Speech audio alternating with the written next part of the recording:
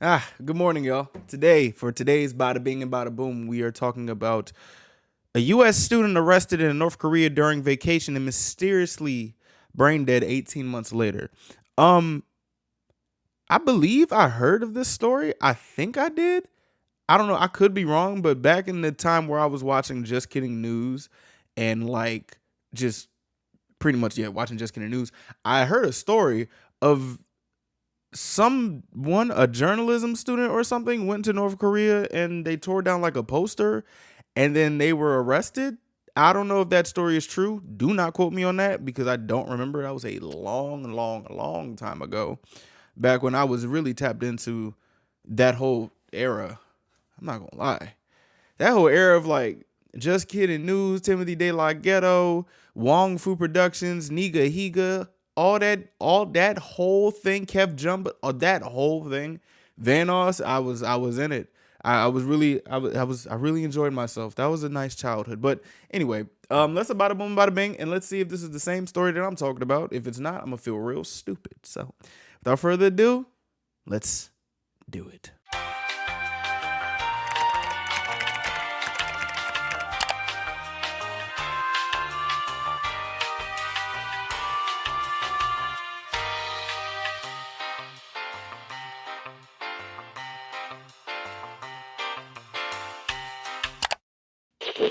Bada bing, bada boo. Otto Warmbier and his tour group were staying at what can only be described as a luxury 5-star hotel. The hotel is very clearly targeted for foreigners, international travelers, tourists, rather than the locals. I guess if you forced me to come up with some sort of comparison, I would say maybe like a resort in Vegas. It's the kind of hotel that feels like a city. Like everything the guest could possibly want or need is inside the hotel. They've got amenities, they've got a barber shop, they've got everything. So there's really no reason to leave. The rooms and the bathrooms were nicely kept. They were clean. There were over 1,000 guest rooms in the hotel. It is a massive structure. Jesus. And outside of that, there's just endless things to do. You've got 5 different restaurants you can eat at. There's a swimming pool, a full casino, a sauna, a bowling alley, karaoke bar, pool tables, ping pong table rooms. There's a suit store that you can get a full custom suit if you need it for a business meeting. God damn, how the hell? That's a lot of shit. This in North Korea? Oh. Okay then. Wow. A hair salon or Wow. barbershop, a massage spa. And at the very top floor, the 47th floor, there is a revolving restaurant. Oh wow. You can sit by the window, eat a nice hearty dinner while you get like this panoramic view of the entire city. Ooh. A lot of people called it paradise in a hotel. Really? It's the Garden of Eden in this country, if you will. Really? There's only 2 unsettling things about this hotel. It's in North This Korea. sounds like an urban legend. This is so true, okay? There are over 1,000 guest rooms, and the hotel is almost always empty. Sometimes there's music playing, but if there is, it's always the same few songs on a loop. Oh hell no. Sometimes there's no music playing, and you just walk around in silence. It's a little unsettling, but I'm sure most people get over it. Most places do have their slow times for tourists. But there's one other thing. What? People notice this every time they step onto the elevator. It's almost become an urban legend, truly. Oh, So shit. you go into the elevator, you're about to click the button for your floor. Uh-huh. Your hand pauses at the buttons for like a brief second. It's such a small detail that we would take for granted, but when it's not there, it sparks so much curiosity. What? The 5th floor is missing. What? There's no button to click. It goes 1, 2, 3, 4, 6. There's not even a star in place of it. And there is no superstition about the number 5 in this country. So it's not like how in certain Asian countries there's no 4th floor, or sometimes the 13th floor is replaced by a star. There's none of that. Oh really? Wow. The 5th floor exists, but it is absolutely forbidden for guests to enter the 5th floor. Look, whatever this hotel has got on the 5th floor, they don't want you snooping around, to the point that they don't even have an elevator entrance to the floor. Well shit, I ain't finna go that motherfucker if that's what it is then. If there ain't no 5th floor, I know how to follow directions sometimes. I don't be playing about no elevators, yo. I wouldn't even notice that. I'm trying to go to my floor. You feel me? It's not like a staff has to put in a key and then it opens to the staff floor. That makes sense, right? No, there is no button altogether. The only way to the 5th floor is through a back staircase that is marked staff only. Oh, so you have to walk there. Yes. Mm. Guests Wow. are strictly prohibited. Okay. The entire floor is restricted. If the hotel is the Garden of Eden, this is the forbidden fruit. Oh shit. So there's 3 types of people that go to this hotel. One. Who notices it, thinks, that's really strange, but they move on with their day. That's me. Then you got the second group of people, the ones who notice it. It bothers them, but by the time that they fall asleep that night, wake up the next morning, they've forgotten about it. And 3, the type of people whose curiosity would kill them Them if they Scooby-Doo didn't figure niggas. out what is on that floor. Them Scooby-Doo niggas, them meddling kids, them meddling kids. It's always the meddling kids. And there was only one way to find out. Oh shit. In the early hours of January 1st, 2016, CCTV footage Oh my would show God. a supposed guest trespassing on the 5th floor, taking an artwork off the walls. Oh, this is the same story. I never saw like videos. I just heard like the headlines and the story. Oh my goodness. So they took it off the walls, tried to roll it up, presumably to bring it home with them from their vacation, like a Why would you free do stolen that? souvenir, I guess. When they realized that they weren't able to hide it, smuggle it out the 5th floor, they abandoned the idea along with the artwork on the floor. They didn't hang it back up, they just put it on the floor. Oh, It is unclear from the footage who this guest even was. I mean, it's so pixelated. It's a dark hooded figure in black. You don't even see their face. You can't even make out how tall they are. They look kind of like a monster. They look so tall in Probably the like hallway for some 5'11". reason. 6 foot or something. But the only thing that's certain is someone's going to pay for this. Yeah. Because this is the Yanggakdo International Hotel in North Korea. And in North Korea, it seems, no deed, good or bad, goes unpunished. What? 60 days later, an American college student would be begging North Korea for forgiveness at a press conference that the whole world tuned into. Why the fuck did he go over there? Don't tell me it was for like vacation, right? Like it says vacation in the title, but I'm gonna be honest. I don't know. I'm not trying to be like rude. Like what's over? Like, do they have like resorts and stuff over in North Korea? He would cry out sobbing, "I beg for your forgiveness. I beg for any assistance to save my life. I have made the single worst decision of my life." I'm not even gonna lie to you, bro. There's a couple things that I wouldn't even mess with or fuck around with. There's a couple things. Let's see if I can name them. One is religions. I don't be wanting to mess with religions. 2 is anyone brandishing a weapon. I don't want to mess with nobody like that. 3, I don't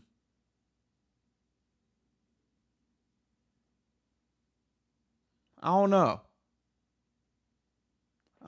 4, North Korea. I wouldn't fuck with North Korea or any of them countries that are like strict as hell that you literally got to be. I wouldn't mess with them. Like I don't know. Like no, fuck no. That little bit fell apart. I'm sorry. Please, I have made the worst mistake of my life.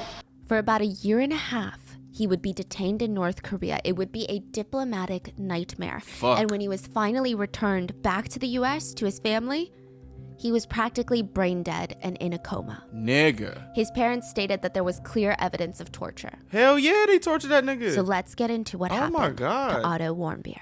Otto, god damn.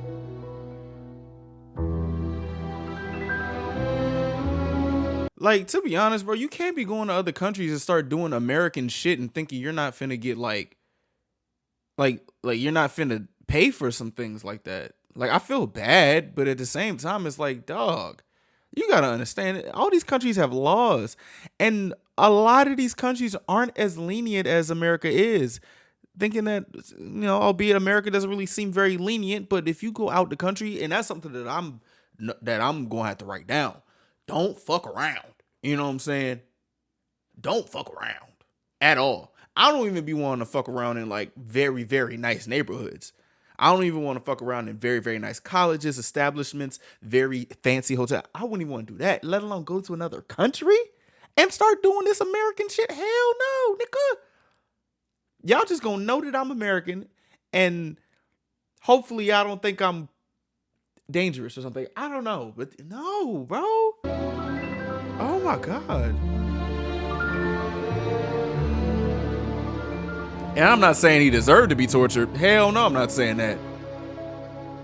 It depends on what he actually did, but As God. always, full show notes are available at rottenmangopodcast.com. Otto's case happened 2016 through 2017 and is considered to be resolved as of today. Oh, this is but the high case school. is back in the news because recently something very, very bizarre happened. What do you mean? An American soldier by the name of Travis King was visiting the DMZ on July 18th, 2023. Okay. So, like a month ago. All right.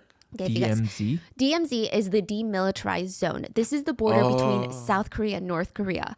It is heavily guarded. Technically, they're still at war. I mean, you've got North Korean soldiers on one side, South Korean and American troops on one side. You can take tours there. Yeah, there's like gift shops and restaurants you can eat at, but you're basically just looking through the border and, you know, I don't know. I've never been. My parents are like, please don't go. So you can take tours. Please That's don't all there go. is. Allegedly, Travis had been facing misconduct charges in the army. So he's an American soldier that was based in South Korea. And while he was based in South Korea, he did a few things that probably weren't acceptable. Apparently, he assaulted civilians at a bar. He damaged a police car. He actually served a couple months in prison for these crimes. The And he fuck? was getting sent back to the U.S. for military disciplinary proceedings, potentially to be dishonorably discharged. But instead of boarding his scheduled flight back home, he leaves the airport. What? Okay, so Travis King was escorted to the airport. He leaves the airport, Incheon Airport, goes to take a tour at the DMZ line. Wait, so Yeah. there's nobody following him? I guess once they got through security, they're like, okay, bye. So he escaped the airport. What? Okay. Went to the DMZ tour, bought a black t-shirt and a hat from the gift shop before heading to the border with his tour group. And then he broke out into a sprint and ran into North Korea while, quote, laughing hysterically. What?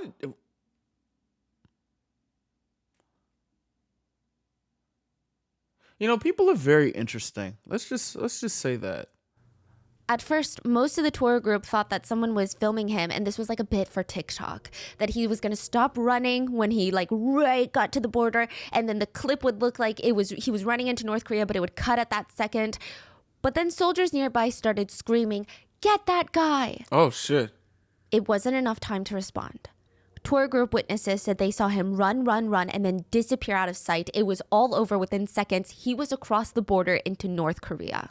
The soldiers immediately rushed all the tourists to a building and everyone had to give their statements. Nobody could even believe what just happened. I mean, they knew that Travis was alone in the tour and not really engaging with the others. You know, when you're alone, you're traveling, you're in a tour group, you try to make conversation. Yeah. He wasn't doing that, but this is unfathomable. Who willingly crosses the border into North Korea, what is often known as the hermit country of the world? The only news that comes out of North Korea is not good news. His mom said that she can't imagine him doing something like that, while his uncle stated that he was going through a lot. His 7-year-old cousin had recently died from a rare genetic condition months before. Oh, no. He was potentially facing racism in South Korea. So it was a whole lot of, I guess, confusion.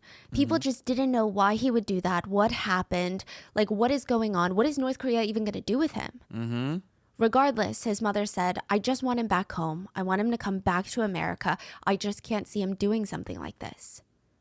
So do we know where he is? Yeah, he has been detained by North Korea. Oh fuck. And we have no clue as of right now, first of all, why he willingly went into North Korea. I mean, North Korea is not an appealing country for most of the world, but especially for American citizens. The country has a long, complicated history of absolutely despising America. And him being an American soldier is probably not the great position to be in a country like that. Yeah, some of y'all got bigger nuts than me, but I ain't going nowhere where I feel hated just because I live in America. I ain't do that shit. I'm sorry, other countries. I didn't do that. I'm just here. I don't be liking the government here. I don't really agree with it, but shit, you nigga hate me because I'm American. Shit, I'm sorry, nigga. I can't be. I'm sorry. God damn. I'll try to be on my best behavior. We have no idea why he left, but the U.S. stated that he crossed willingly and without authorization. Saying, like, we didn't tell him to do this because, you know, he's part of the army. So don't get it twisted, North Korea. We didn't tell him. We don't know what's going on with Travis. We don't know what he's being detained for. We don't know what's going to happen during his detainment. We have no idea. I have an All idea. we know is he is the first American to be detained by North Korea in the last 5 years. Shit. The only thing that people are hoping for right now is they hope that whatever happened to Otto Warmbier doesn't happen to Travis. Yeah. So what happened to Otto? Okay. There is this tour company. It's still up and running, okay? It's called Young Pioneer Tours. Their motto is destinations your mother would rather you stay away from. So, yeah. Young Pioneer Tours lets you visit North Korea. They do tours there, which you would never imagine because North Korea, like I said, is one of the most repressive, closed-off, secretive countries in the world. Nobody really goes in, and even fewer people come out. So you would think that their tourism industry is sad. It's collapsed, non-existent. But no, It's booming. they see thousands of tourists every single year. Okay. Tourists are allowed in on tightly controlled tours. They're watched all the time, literally every second of all the time. It's speculated. Every hotel that foreigners are allowed to stay at, which is just a handful, they're bugged. This is a theory. We're going to get to it later. But What? there have been videos that showed old school radios in all the guest rooms of these hotels. And the older radios have like 70 wires coming out of it. Yeah. Why the hell not? Why the hell not? You know, why the hell not? And people are like, no radio needs 70 wires. So that Coming you out to what? To the wall? Yeah, coming out of the wall to the radio. Jesus. So people are like, if you have an old school radio, you don't need 70 wires to play music. Those 70 wires are probably like bugging this whole place. Oh God. That is That's- crazy. Yeah. And there are supercomputer. reports that radio just like doesn't work ever Okay. to play music. At Wow. least I'm sure it's working on other things, but Wow. So it's actually speculated that a floor of every single one of these hotels are reserved for the state to spy on their rooms and surveillance the whole place. So level 5, perhaps, but we're going to come back to that. Anyway, Young Pioneer Tours are one of the top tour companies that tour North Korea. They're based out of China and they specialize in budget tours. So it's kind of perfect for students or families who aren't willing to spend a lot on fancy resorts. And they specifically go to not so typical tour destinations. They actually have 18 tours for the first half of 2024 available in North Korea. Yeah. They also do private tours of North Korea on top of that. It's obviously not geared toward your typical traveler. Like, I think it takes a very specific type of person, an adventurer, if you will, to want to go into North Korea. Yeah. Otto had a thing for adventure, and he was generally a very curious person. But it's not really what you're picturing. Like, he's not some sort of crazy adrenaline junkie that has to climb up 70 stories in New York City to feel some high and thrill. He just liked to experience things that weren't common. To him, like, the Eiffel Tower is not as intriguing as seeing these countries that are less talked about. Overall, he seemed like a really responsible person. He was an econ student who had dreams of working on Wall Street. He was also one of those people that had trademarks. Okay, I think it's so cool when someone is known amongst their peers or their buddies for something. And Otto was the guy that loved Hawaiian shirts. Oh, He would actually shit. thrift Hawaiian shirts. And like this, I So did think my this shows dad. you what kind of traveler he was. He would go into thrift shops and he said he liked buying secondhand clothes because it's almost like memorabilia. Something new has no history. These clothes, they have history, they have vibes, they have stains, they have character. And he just loved the colorfulness of Hawaiian shirts. It would just Okay. uplift people. And he would always throw them on a pair of khakis. He had this typical Justin Bieber haircut, which was in a He looked like a khaki wearing ass nigga. He do. I'm not gonna lie. Khakis and like blue jeans and some brown shoes. Definitely. at the time, and his obsession was rap music. Everyone said he was so fun to be around. He was raised in Ohio to middle-class parents, Fred and Cindy. Okay. And I really think that Otto was your very typical all-American boy. Ah. And I'm sure he loved it, but he also wanted to see, like, what else is out there? I mean, felt that. surely there's more than this small town that I grew up in. Like, the world is so big, I cannot just be going to Target and Kroger or Ralph's every single day of my life. I understand. I understand. I get it. But you know what? Let's just keep listening. I understand. So after being admitted into the University of Virginia with a scholarship, Oh, he shit. applied for a study abroad program in Hong Kong. And once he would be done with that, his future plans were to move to New York City, get a job as an investment banker. And he's like, you know what? This is going to be like my last semester abroad. Then I'm moving to New York. My life is about to be filled with responsibilities, rent, work, pressure, all of this. Now is the time to do something different. Like one last time before I graduate and I'm like a full-blown adult. Because when you're an adult, you have so much responsibilities, you can't take these risks. So he decides he would make a pit stop in North Korea before Hong Kong for his overseas program. The fuck? His parents are like, we do not like that idea. His parents are so against it. They feel anxiety, but they also know how much learning about different cultures means for Otto. He just wanted to travel. He doesn't care about Fiji or Bali. His last international destination for travel had been Cuba. And Cuba is a wonderful country, don't get me wrong. They're known for great music, great food, great people, but it's not really on a lot of Americans' travel list because of tense economic and political relations at play. And I think technically you cannot get a tourism visa into Cuba. You can't? So you have to I think it's relatively easy to get a visa though. Don't quote me on that, but there's like 12 different reasons and you just have to apply. But it can never be for like straight up just tourism. But Otto was like, I want to go see the world. And he did exercise increased caution wherever he went. And his parents knew that. They're like, he's a trustworthy kid. He works hard, gets good grades. I mean, he spends most of his time at school or playing soccer. So once in a while, when he wants to see different cultures, how can we say no? How can we say no? He's not some party animal, right? Not gonna lie, I don't give a fuck if you were a good kid. No, you don't. There's nothing over there for you. I'm gonna just say that. I'm not gonna lie. I'm scared. I'm actually scared, and I'm not really scared of much.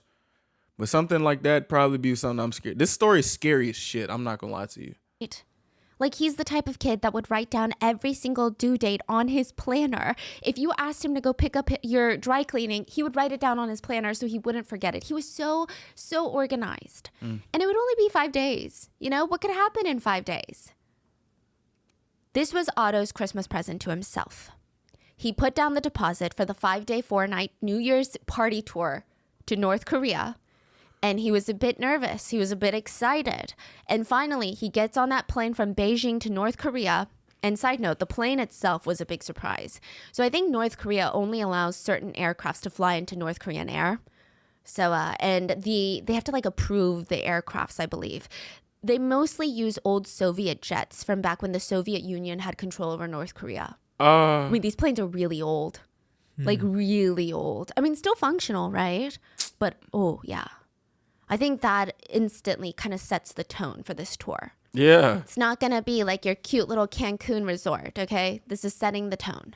Otto and the Young Pioneer Tour Group, they land in Pyongyang, North Korea's capital, on December 29th, 2015. North Korean police officers immediately confiscated all their phones and electronic devices. They went through all of that, made sure that they weren't bringing in prohibited content inside, probably K-dramas, certain K-pop music, like all of these banned forms of media. Side note, I don't know if this is selective, if they give the phones or cameras back after a while, because I went into this deep dive into tourism in North Korea. And of course, there are YouTubers who went to North Korea and they're just like vlogging. Huh? As if they're travel girlies. It's wild and they're posting it. But those seem pretty monitored, right? Okay, some Controlled. of them I was shocked at. It's controlled but so naturally done. They will point out stuff that isn't good, but it's such minuscule stuff in the grand scheme of things. They're like, oh, this radio doesn't work. Oh, it's pretty dead in here.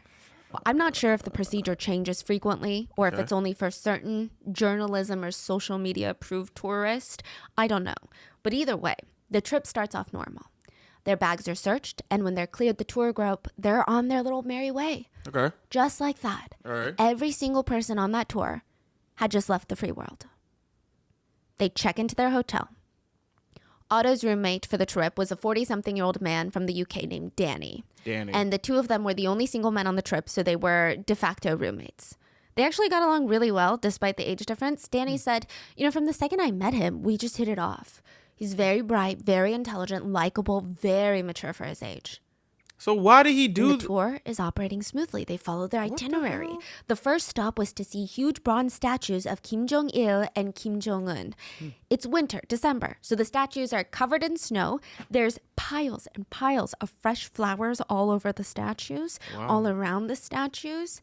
They took photos in front of it. Here's a weird rule. If you take a photo with any statue, picture, or anything about Kim Jong-un, you cannot cut off his head.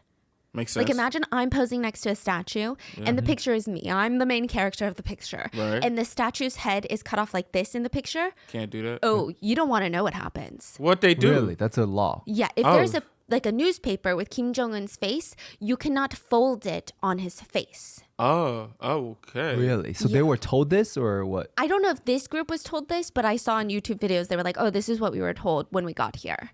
Wow. Okay. Wow. All right. Okay. Very interesting. Okay, so keep these rules in mind. Uh-huh. They had this snowball fight, and some of the neighborhood kids joined in. And side note about these neighborhood kids, these tourists were in one of the one of the very few tourist approved areas in the entire country. There is a strong possibility and speculation, a dangerous speculation on my end, if you will, but there's a possibility that these aren't just random kids. They might have been given the job of making foreigners see that North Korean children are happy and healthy and are engaging in childlike activities like snowball fights with foreigners. But I'm not gonna lie. Every time I think of like North Korea, I think of that movie, The Interview. And I remember where like it was such a big thing and they were like, y'all better not drop that movie or some shit's finna happen. And they dropped the movie anyway. Like I said before, y'all got some big ass nuts. Just saying. Like I remember it was like reports that some people in they said is going to be something worse than 9/11. I don't remember verbatim, but I remember it was they threatened some shit. I remember that. I was sitting on my grandmama table right by the window reading that shit. I remember that. And then the movie just dropped. Like I was just like, okay, well, don't really have a bunker in this house, so it looks like we're fucked, but I still watched the movie. There's a lot of information that movie was, oh my goodness gracious. Anyway. But you have to remember, that is very odd. I don't remember the last time I went traveling somewhere and I like had a snowball fight and kids just joined it. Well, actually I was pushed off a slide, kind of. You were pushed off a slide in Switzerland, so maybe. But it's just, everything about it feels a little interesting, okay? It's just the speculation. Now, the group's next major stop was one of North Korea's biggest tourist attractions. It's an old U.S. Navy spy ship. The USS Pueblo was captured by North Korea back in 1968, and now North Korea had turned it into an American horror museum of sorts. So, side note about this spy ship. The U.S. was just minding their business in international waters when a North Korean ship sneaks up on them, captures the entire crew, and the ship was kept by North Korea and converted into like a trophy. Oh, hell no. So they're guided through the boat by Hell an no. English-speaking North Korean who told them how North Korea had captured this ship from the imperial enemy and how they captured, starved, and beat the crew for 11 months. I imagine telling some Americans this. Like, I what the fuck? Many of the crew died. But that's all right, because North Korea didn't just kidnap and torture random international soldiers. No. They were eliminating the evil and powerful enemies that were dangerous. Basically, they did their national duty to keep innocent, good Korean citizens safe. And North Korea has some really intense propaganda. From the minute a North Korean is born, they are spoon-fed propaganda and hateful messages towards America and South Korea. America is public enemy number one. Americans are typically not good people in the eyes of many North Koreans. Not just the government, but Americans. What the fuck did There are entire museums dedicated to all the horrible things that American soldiers did and probably didn't do to the Korean citizens back during the war. I'm not even gonna lie to you. I wouldn't even be mad, of just some propaganda that Americans did, bro. Growing up, learning about some shit that's happened and that has been kept under wraps is actually very nuts. I wouldn't be mad if they would just start telling how much of a shithead country that we are. But once again, what the fuck did I do? So you think they feel some type of way when they have American tourists? Yeah. So typically these tours, from what I could tell online, a lot of them are like even Young Pioneer tours. I see a lot of Europeans. I see a lot of Russians, a lot of Chinese tourists.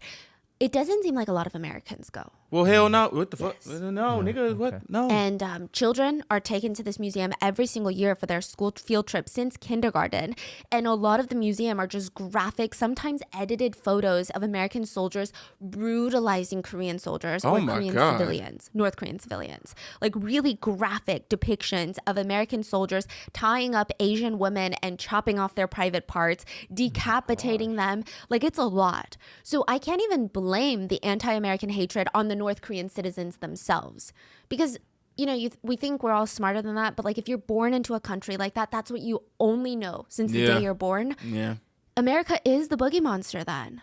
Yeah. I saw this Vice piece where they spoke with North Koreans at a labor camp in Russia, and they admitted that okay, you look confused. So basically, North Korea had some deals with Russia where they would send in a bunch of civilians that are watched nonstop, and they made like their own little North Korea camp in Russia, in like the woods of Russia. And then they're there logging. So they're providing like cheap, free labor basically, and Russia pays North Korea for it. Okay. Really? And these citizens, they get paid nothing. Yeah. What the So they fuck? just bring in North Koreans to Russia. So a bunch of Vice journalists tried to infiltrate that camp in Russia because they can't go into North Korea, but they can go into Russia, right? Or at least at the time they could. And, these civilians that were working, they said, yeah, our standard of living in North Korea is not great. Our country is struggling, but it's because America is working overtime to sabotage us. What? So they believe all their hardship is due to America, not because of their leaders. So this is an extreme example of it, but most countries do have some sort of propaganda, okay? Having a common enemy, aka another country amongst your people to hate, gives people a sense of unity. It's a way for governments to be like, look, citizens, it's bad here, but is it really that bad? Look over there. It's worse over there. So the ship tour, unsurprisingly, made Otto very uncomfortable. I believe there was one other American on this tour group, so they were probably super awkward during the entire segment. I mean, the rest of the tour group, they picked up on it. I'm not even gonna lie to you, bro. If I saw some shit like that, I would think they're gonna kill me. Like, I would just start getting my prayers ready. I ain't got my phone to text nobody that I love for real. I'm just like, okay, well, I'm gonna just get my prayers together, make sure everybody is well. And I'm probably going to get the fuck up out of here because what the heck? They tried to make jokes to alleviate some of that tension. So they would joke around, hey, Imperial enemy number 1, pass the salt. Hey, Imperial enemy, do you know where the bathroom is? Okay, that's kind So of... this would kind of lighten the mood a bit. Okay. And everyone just try to shake it off as just, okay, this is just some ridiculous government propaganda, right? Besides, the ship that they took, that's from 50 years ago. Times have changed. Things have changed. Boy, hell no. Side note, I don't know how much things have changed, at least in North Korea. According to other members of the tour, they saw multiple posters that depicted North Korea BOMB bombing the White House. Anyway, the rest of the trip goes by very smoothly. And on December 31st, they only have like 2 days left of this trip, right? The tour group goes to this fancy bar in Pyongyang. They drink. They're not getting super drunk. Keep this in mind. I don't think anyone in this tour group is trying to get wasted in North Korea to the point where they can't control what they do or what they say. They're just having a couple of wines, a couple of beers, maybe a cocktail here and there. This is important. They were not that drunk. After the bar, the group goes together to the Kim Il-sung Square, the main square in the capital city. And there are hundreds of people there waiting for fireworks, for other celebrations to start. Pictures. And it genuinely feels like a good time, at least to the tour group. I think it's one of those moments where if you don't think too much into it, maybe you're like, oh, you know what? Maybe this is a nice place. Because they're having street food from vendors. They're having beers. There's civilians or people nearby, right? But again, they're not getting belligerently drunk. They weren't even considered rowdy or tipsy. They're just kind of slightly pink in the cheeks and happy. The beer is keeping their bodies warm. They're behaving themselves, keeping their heads on their shoulders. After the fireworks, they go back to the hotel. And on their way back, they're concocting this little plan. They're like, okay, we're going to all go back to our rooms, put our things down, change because we're a little smelly. And then who wants to go bowling tonight? So half the group are like, I want to go bowling. And the other half are like, nah, I want to just maybe drink a little more and chill out at the bar.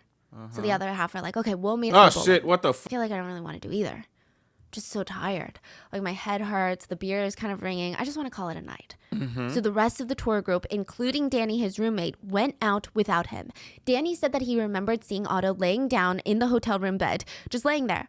When Danny got back from the bar 2 hours later, Otto was still in the room, knocked out in the same position that he had been when he left. Okay. Nothing was strange. Nothing was out of place. Nothing was missing. Nothing was new in the room. Otto was just passed out. But technically, for those 2 hours, Otto was unaccounted for. Just about everyone believes that he was in his hotel room during the full 2 hours, knocked out. So the tour group, they don't feel anything is weird. They don't feel like anything is off. They don't suspect a thing. They believed it was a great night, and they're going to finish the rest of their small amount of days left on the trip and go back home. Okay. They're ready to go back home. Okay. They didn't know that things were changing inside this hotel. What? They were still being watched, yes, but with a whole different purpose. Someone from their group wouldn't be getting on that plane, Oh, fuck. but nobody would know until the very last minute. It's Otto. This is the hotel that's really fancy. Yeah. Instead, they continued on, not knowing the magnitude of what was about to happen. Last person to see Otto alive would be Danny, his roommate. The two of them were standing in line at passport control at the North Korean airport, and they're about to board a plane back to China. They both had their passports out, their documents out, and they hand them to the men that are flipping through their documents, and they're just doing it so slowly. What the fuck? Why? So it's kind of weird, but fine. I mean, it's not like the airport is packed or anything. And then everything starts happening so fast. The men flipping through their passports called over other officers, and they start rapidly talking in Korean. 2 North Korean airport security employees then approaches Otto from behind, taps him on his shoulder, and motions for him to follow them. Boy, it'd be They didn't even doodle say all a over word to him. Boy, it'd be shit all over that floor. Otto, what the fuck, bro? Danny's confused, Otto's confused, but they both kind of just like shrug at each other. Maybe it's like one of those random searches at airports. An extra security check or something. Congratulations, you're the 10th flyer. We're going to give you a full body search. And even though there's this lingering, ominous tension, I'm sure Danny and the others are trying to reason with themselves that everything's going to be fine. It had been fine our entire trip. Danny even tried to make a joke to cut the tension. He looked at Otto one last time as he's being led away, and he joked, well, that's the last time we'll ever see you. Nigga, why the fuck would you say that? Oh, God. Oh, no. Otto half laughed, and the officers did not laugh. He would never see Otto again. Instead, he joined the rest of the group and explained Otto was taken for some security check. Everyone glanced around, but again, they're like, okay, it's probably like a new procedure that they're doing, like one of those random checks. This But the ain't longer TSA. they waited, the more restless they're starting to feel. Takeoff time is getting closer and closer, and it's not like other airports or airlines where you can just miss your flight and get scheduled on the next one while you wait at a Starbucks in the airport. They're like, he's got to make this flight, otherwise he's being abandoned in North Korea. They waited for hours until finally they had 15 minutes left before the plane was scheduled to take off. This was quite literally one of the worst countries in the world for an American to be abandoned in. He had to make this flight. But the 15 minutes passed by, and instead of Otto coming down the airplane alleyway, a North Korean official walks in on full uniform. Otto Warmbier is very sick and has been taken to the hospital. Without even waiting for a response, he turns on his heel and leaves the airplane. He didn't even answer any questions. He didn't give any more details. He was That just boy gone. not sick. So one of the tour guides from the Young Pioneer Tours is like, okay, well, I'm going to stay with Otto and figure out what's going on. So he leaves the plane. He refuses to leave Otto there alone. Okay, shout out to him. You got The big rest nuts of the too. tour group, they have no choice. The airplane door clicks shut and they're in the air without Otto. And the other nigga. I don't think anyone on that plane knew what was going to happen next. The other nigga too. What? I feel like if they had, maybe they wouldn't even have taken this tour, to be honest. Maybe they really just thought that Otto was sick. The one tour employee that stayed behind to look for Otto, he wasn't allowed to see Otto. He said that he just stayed around in that hotel for a few days trying to talk to anyone that could get in contact with Otto and tell him what's going on with Otto. What, can I see him? Can I talk to him for a second? What am I going to tell his family?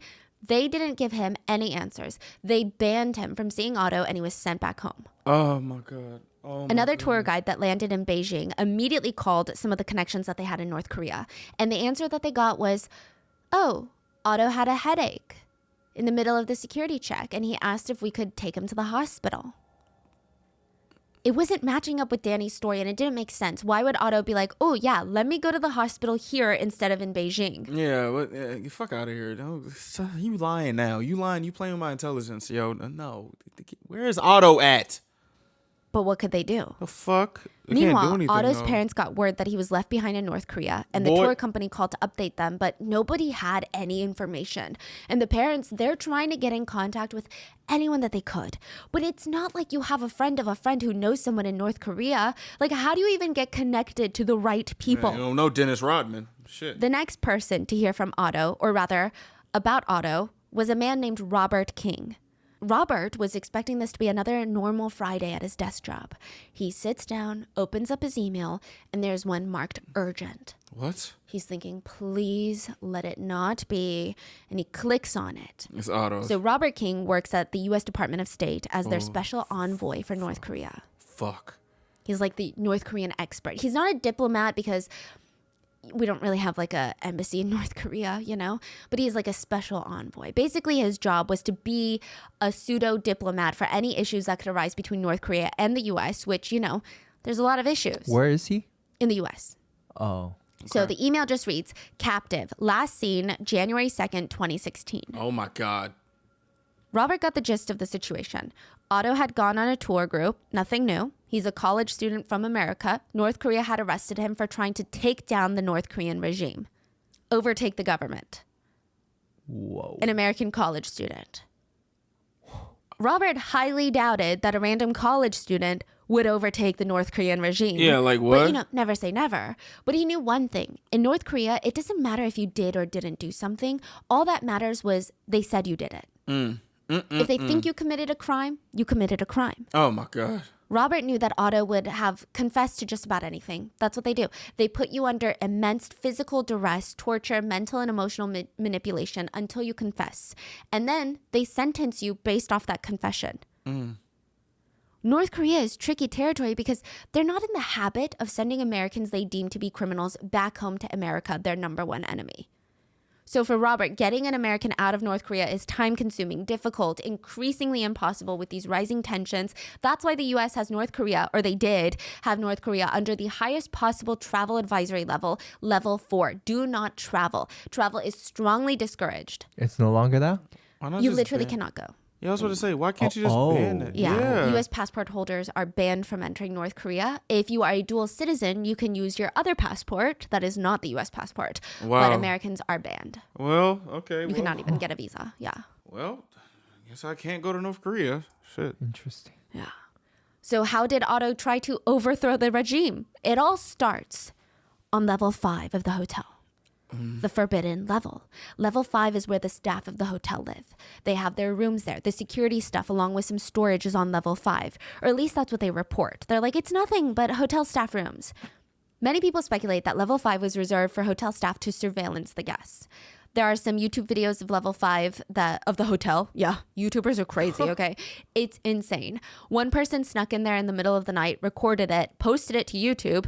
I mean, was it even worth it? I don't know. From what I can see in the video, level 5 looks like something out of a horror movie. What? There's large waxy tiled floors like the ones you would imagine in creepy backroom photos. Oh, God. They've got, you know, that office building ceilings, the ones that are plaster feeling blocks that you can push up. Mm-hmm. The ceiling tiles are white. The plastic part are like this thick, dark color. And the only decoration on the entire floor are these giant propaganda posters on the walls. And they say things like, work hard to support our great country. The great leader will reward your hard work. Okay, to us, these posters might not seem like much. Just random posters. They're not even framed. It doesn't even look like super expensive. They look like print, right? You'd see posters like that in a dental office. Okay, not the exact ones, but you get what I'm saying. They're not framed. They're not pieces of art. They're just posters. Mm-hmm. But in North Korea, they were the difference between life and death. A few years beforehand, there was a case of a janitor who was mopping the floor of a factory. He accidentally bumped into one of these posters. that happened to be framed. It fell off the wall. He dropped his mop trying to catch this poster in time, but it fell. He missed it. Glass shattered everywhere. The poster was scratched. Oh, fuck. The whole thing was caught on camera, and the poor janitor was arrested for destroying something with the image of the great leader on it, and he was allegedly never seen again. Bro, what the hell? Apparently, even if someone thinks that you're glaring at a poster, they can report you and you could be sentenced to a hard labor prison. Why the fuck? Side note, like a week ago, a tropical storm was hitting North Korea and Kim Jong-un told his people to protect his portraits and posters at all costs. AKA, he'll probably end you if you don't protect his portraits because, I don't know, you were like fighting for your life in the storm. This is like last week. North Korea stated that on the very last night of the tour, while half the group went bowling, the other half went to the bar, Otto lied to everyone saying that he felt a bit sick. He wanted to stay and sleep in his hotel room. There were 2 hours that were unaccounted for Otto. North Korea was alleging he snuck into the 5th floor after the group was busy. They said that there is CCTV footage. Let me tell you, this CCTV footage looks like it's been filmed with a Kiwi. Wait a minute. Hold on. Question. Wait a fucking second. Did they frame Otto? Because I just remembered she said it was a shadowy figure with wearing all black with a hood. Did they frame Otto? But no, wait, because if they did, that means the person that framed Otto would be sentenced to whatever the hell he would be sentenced to, right? Because he took down the poster, correct? I don't know, but I'm not liking where this is going because I'm just like, brother, what the fuck? I'm exaggerating, obviously, but only by a little bit. Like, we don't have the entire footage either. We just have a tiny portion of it. It's like what appears to be a hooded figure wearing all black, walking up to a poster on level 5, taking it off the wall. It seems like maybe they try to roll it up. Maybe they don't. They place it on the ground. That's it. And Otto, I ain't see Otto with no black on. Did anybody ask if Otto had black on that day? Danny, what did Otto have? That's all we have in the clip. We Did don't he- have Otto coming out of his hotel room. Yeah, which what? I'm just saying, Like- you're talking about the surveillance state. Exactly. They like, don't have hallway CCTV. Exactly. Like, wait a damn second. Now my brain is braining. Did they frame that boy? He's on other floors. I doubt it. We don't have him entering back into his room. We don't have any of that. We just have like this random figure. We don't even see their face. Yeah. And you're saying this is Otto. Is there time on there or no? Yes, it does happen to be around that time. Okay. So they claim. But again, you know. Now, in North Korea, this is considered a horrible crime. This is basically disrespecting the great leader, which is disrespecting the entire country. And since the posters are categorized as motivational content, the person is then trying to demotivate the entire population. If you shut the demotivate the entire population, you decrease the country's economic output, and then you destroy the country. You overthrow the regime. Nigga, what? Have you guys read the book, If You Give a Mouse a Cookie? No. No. It's like if you give a mouse a cookie, they're going to ask for a cup of milk to go with it. Then they're going to ask for this. This is like the same logic. It's just a poster, and now you're saying Slippery he's trying slope. to overthrow the regime. Yeah. What? Side note, we can't even be sure that this is Otto. But North Korea I don't argues think that's this Otto. is Otto, and the footage was saved, and we didn't say anything that night. They let the tour go on as normal, which, like, what is that? I don't And right at think that that's last Otto. moment, he was detained by North Korea. I don't think that's And Otto. for almost 3 weeks, it was radio silence. Hold on, because if he did, wait, no, fuck no, because if he did that shit, they would get him instantly and not let him go back, right? Where's the poster? Is it still on the floor to this day? I would think like if they surveil him and he's on the 5th floor, somebody would come on the 5th floor to detain that nigga like that, not have him sleep in the bed still, and then be continuing his shit with the crew. Like, huh? Excuse me? After the initial, he had a headache and asked to be hospitalized. After that, there was nothing for almost 3 weeks. Nobody had a single clue what was going on. And then they released the CCTV footage. They released the Fake reason for ass- his arrest. fake saying, this ass is why we CCTV. arrested him. He did this to the poster. Fake ass. Robert, the North Korean expert, said he took one look at that footage and thought, this is going to be rough. He had 7 years of experience negotiating the release of more than a dozen Americans from North Korea, and this was bad. So firstly, Robert had to sit down with Otto's parents and explain to them the process that he was unfortunately way too familiar with. He is saying things like, North Korea is going to make him confess to undermining the regime. Then they're going to use that as domestic propaganda to further convince North Korean citizens that Americans are out there to destroy them. Then Otto will be sent to jail, and they will use his freedom as a bargaining chip in some sort of negotiations with the United States, probably something to do with weapons. And for 6 weeks, nothing happened. North Korea didn't say, hey guys, did you guys see the news? So this is what we want. They didn't say that. Nothing. In Otto's family, they're living with this constant anxiety of wondering, is their son okay? Yeah, What is he doing? They haven't heard from him personally. Is he even alive? Where the fuck is my kid And then at? on February 29th, 2016, everything changed. What? North Korea held a press conference for Otto, and the conference was televised. Recordings were sent to the United States as well as international major media networks. And the video starts with officers guiding Otto by his elbows, one on each side of his body, What the fuck? into the conference room. His head is hung low with his eyes on the floor. His arms are Oh, maybe it limp was Otto. I and don't know. handcuffed at the wrist, and he's walking along with the guards. He looks just so dejected, without any energy, but there are no visible bruises or injuries. They're ragdolling He's wearing him. a cream-colored suit that he packed for his luggage for the trip. And when he gets to the podium, he's sitting underneath 2 huge frames of Kim Il-sung and Kim Jong-il, and he takes a huge bow, and he confesses. Again, I can't even imagine the panic, terror, and just disorienting feeling that his parents must have felt watching their son in this video.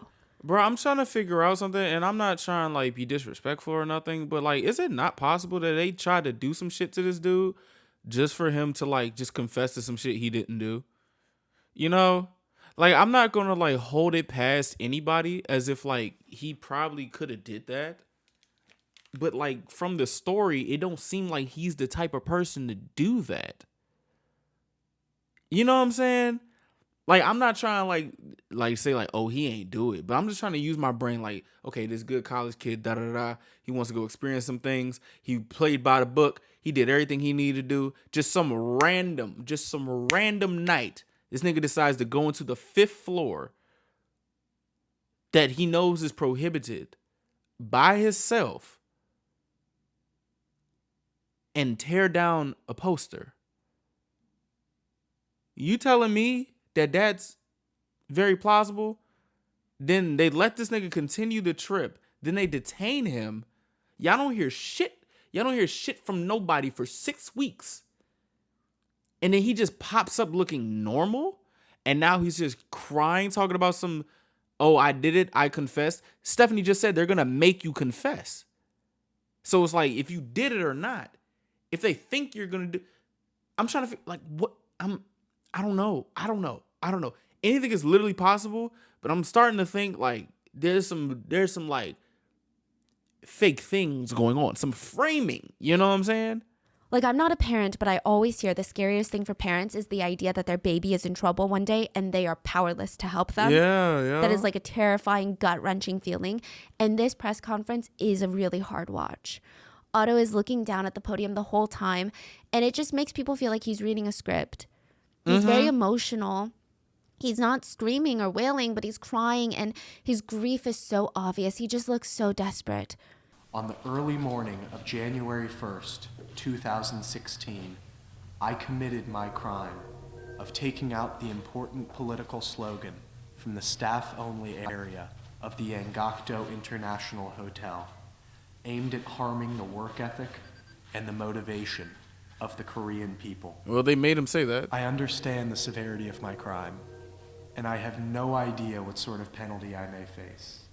But I am begging to the Korean people and government for my forgiveness, and I am praying to the heavens so that I may be returned home to my family. I have been very impressed by the Korean government's humanitarian treatment of severe criminals like myself. He said that he attempted to steal a poster from the restricted floor of the hotel. The poster said, "Let's arm ourselves strongly with Kim Jong-il's patriotism." He said he was wearing his quietest boots, best for sneaking. He said he tried to steal it on behalf of the local Methodist Church. Side note, North Koreans hate religious people because, What? it goes against their Oh, methodology, I guess, that Kim okay. Jong-un is. a dictator. And he Okay. said he tried to steal it also for the Z Society, which is a secret society, a secret fraternity at the University of Virginia that is connected to the CIA. Nigga, what? He's confessing that he did this under orders of the CIA. Slim, what? Get the fuck out of here. I mean, I don't know. I'm gonna be honest. I don't know. I don't know, bro. I'm not the CIA, really. Okay, whatever. Wait, so he's saying he's trying to steal a poster to show it to CIA. Yeah, because the CIA told him to. I mean, there's so many things wrong with that. The CIA made him go on a North Korean tour that's heavily armed, guarded. He's just a regular dude. So I guess he's undercover. And a nigga gonna walk to a fifth. Get the fuck out of here. Okay. It's not a top secret. These posters are everywhere. Everyone on tour sees these types of posters. It just doesn't make sense. I'm not touching this He says, poster. I deeply like, thank what? the North Korean government for the opportunity to apologize for my crime, to beg for forgiveness, and to beg for any assistance to save my life. I have made the single worst decision of my life, but I am only human. And that was the confession. What? A couple of things here that don't make sense. Beyond the fact that most people highly, highly doubt that Otto was recruited by the CIA. Yeah. Again, never say never. Who knows what the CIA is doing? Who knows how they're recruiting people? But the facts are, I don't think the CIA sent Otto on a super secret spy mission to go steal a poster that had no further insight into North Korea. Exactly. Everyone had already seen these types of posters all over town. It's not groundbreaking information. And we have like Vice documentaries. We have a movie about it. We have all these things that probably been on the History Channel. All these things on YouTube. You really think the niggas just gonna steal a fucking poster? The CIA gonna have them do that. This ain't like on Moving when they trying to get the files of the kids and stuff. No, what? What? It's not a sacred object. Surely the CIA wouldn't risk someone's life for a poster like that. It wasn't even stolen. It was laid on the floor. How would the CIA be undermining North Korea's regime with that? But beyond that, Otto doesn't even belong to a Methodist church. He's Jewish. Whoa. Also,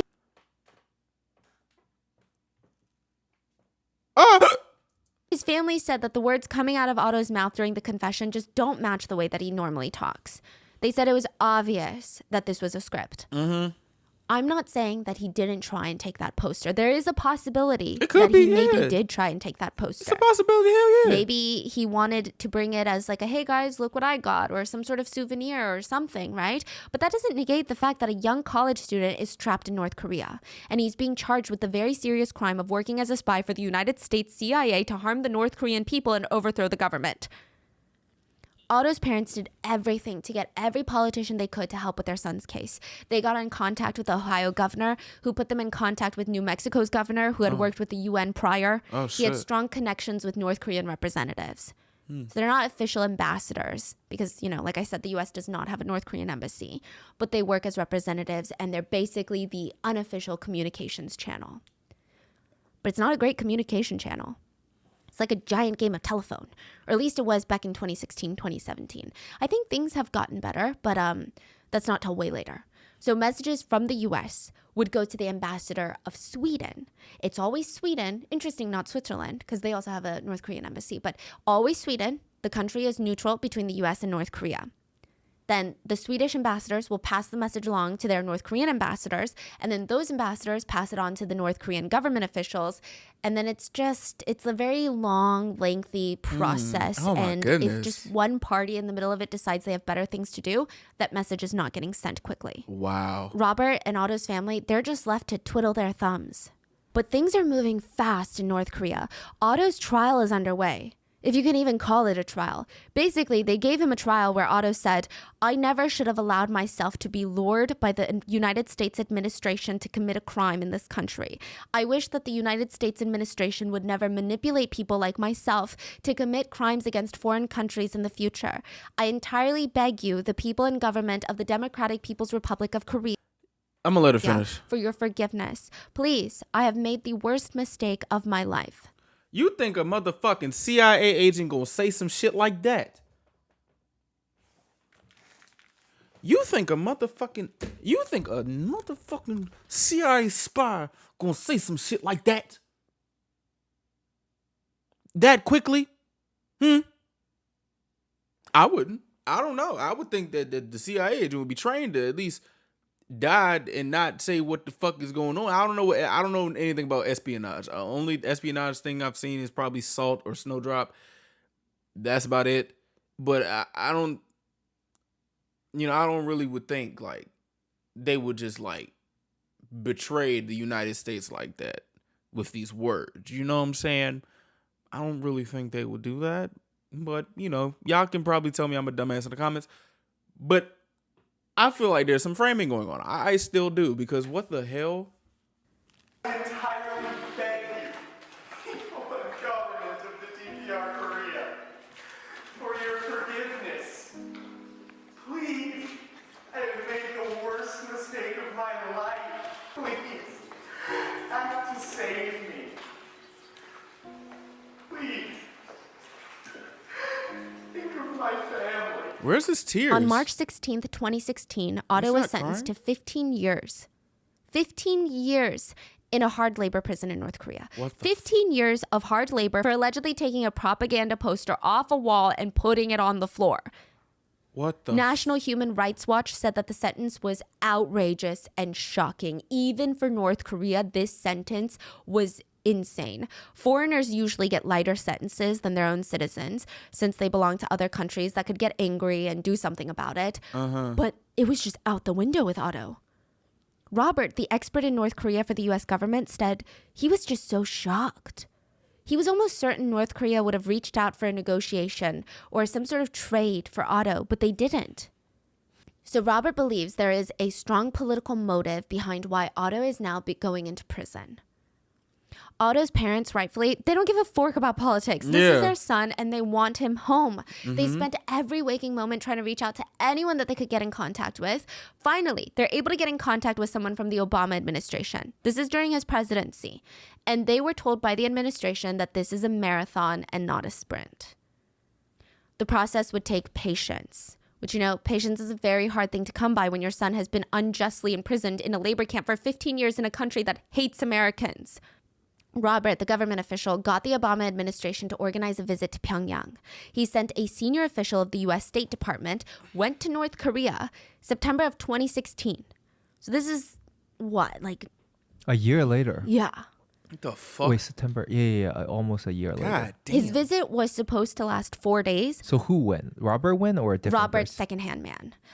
They thought it would be too aggressive to send in the U.S.'s known expert on North Korea. Yeah, It'd obviously. be too much of like a statement. Got it. Yeah. So they sent in someone that worked for Robert or under Robert, and he was supposed to be there for 4 days. The first 3 days, North Korean representatives and officials refused to talk to him about anything. Instead, they took him all around the touristy spots in North Korea. Oh my all the God. places that Otto had just visited. It's like everyone was treating him as if he was on vacation and not here for business. Not to talk fuck? about the literal lives at stake. The last day, he was able to sit down with someone finally, and they refused to talk about Otto. He wasn't even allowed to see Otto. He was disappointed, of course, but everyone went home and was like, okay, wait, let's think about it. It's September 2016. Let me paint the scene. Okay. Obama is about to leave office. He cannot serve another term as president. And it seems like North Korea had asked of something in return for Otto. Again, we don't know if this is true. We don't know if they did ask for something and if they did, what it was. But it doesn't look like the Obama administration was playing ball with them. The next presidential election was going to be held in 2 months. Maybe North Korea felt like they could get more for their cards with Trump or Clinton. They're like, okay, Obama doesn't want to play, but he's going to be out of office in a few months. Wow. So let's just wait and see if we can get anything from the new president.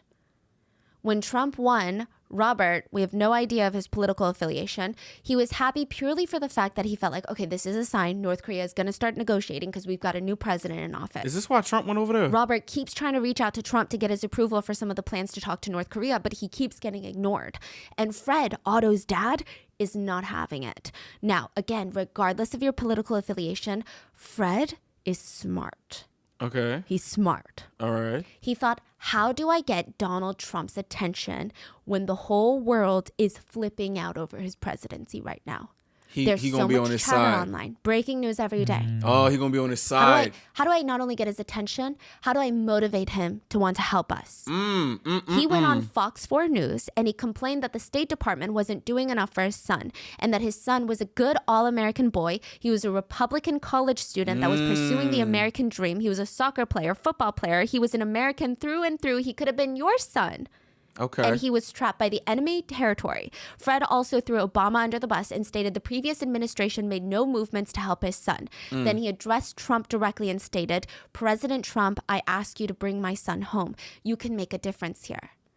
Political affiliation aside, if you think about it, it's genius. He got on Trump's alleged favorite news channel. He talked about how his son was the epitome of the children of most of the people who Smart voted man. for Trump, Smart the man. basic Midwest American boy. Smart Then he man. talked about how Obama had done nothing for his son, Chestnut checkers. for the son of the nation, which would then make Trump feel like if he helped Otto, he would be better than his predecessor. Chestnut checkers. That's a smart dad right there. He would get a positive public image. And if Okay. he didn't help, then it would look like he didn't care about the nation's children and he was just like Obama. Bow. Fred is playing chess and politicians are playing checkers, okay? Yeah, I like it worked. Trump personally raised the case to the top of his agenda. And mind you, this is like months into his presidency. It's not even like a year or two. Robert retired soon, and the case was transferred over to a new guy, an expert in North Korea, Joseph Yoon. And things are looking up. North Korea diplomats were arranged to meet in the U.S. to talk about Otto's potential release. The meeting was set for February 2017. North Korean officials were going to fly into the U.S. It had been over a year since Otto had been detained. But then something else happened in February, something we've talked about. Kim Jong-nam was murdered. Oh Kim shit. Jong-un's Oh my half-brother was murdered in broad daylight in a busy airport by two girls who claimed they thought they were pranking a random stranger for a YouTube video and they poisoned him. Oh no. Allegedly, the assassination was orchestrated by his half-brother Kim Jong-un. The meeting was canceled because of this. The family did not lose hope, though. It seemed like at least now things were kind of inching towards a resolution. Bro, this is a nightmare. Holy skadoodle. Side note, there are as many as 120,000 North Koreans in prison right now, probably more, but Why? people can be sent to prison in North Korea for the smallest things. In prison, they survive on starvation rations, endure routine torture, beatings, dangerous forced labor like coal mining, and the very unlucky, they are tortured to death. One prisoner in North Korea who escaped to South Korea said, North Korean prisons are actually hell. Actually. They would beat us. We were so hungry that we would catch mice in our cell to eat. Raw. She said every day in her small prison, at least 6 to 8 of her fellow prisoners died. Every single day. God. But foreign prisoners get much better treatment. It's most likely that Otto was detained at what they call the, quote, guest house. At least 5 other American prisoners of North Korea were held in a 2-story building with a green-tiled roof. It's called the guest house. And it's pretty luxurious by North Korean standards. There's a bedroom, a bathroom. It's kind of like a hotel. But no matter how nice it is, it's still a prison. Otto is probably interrogated constantly and for long periods at a time. Another American captive, Kenneth Bay, who was also arrested for trying to overthrow the government, he said he was questioned for 15 hours a day. He said he was never physically beat, but 15 hours a day.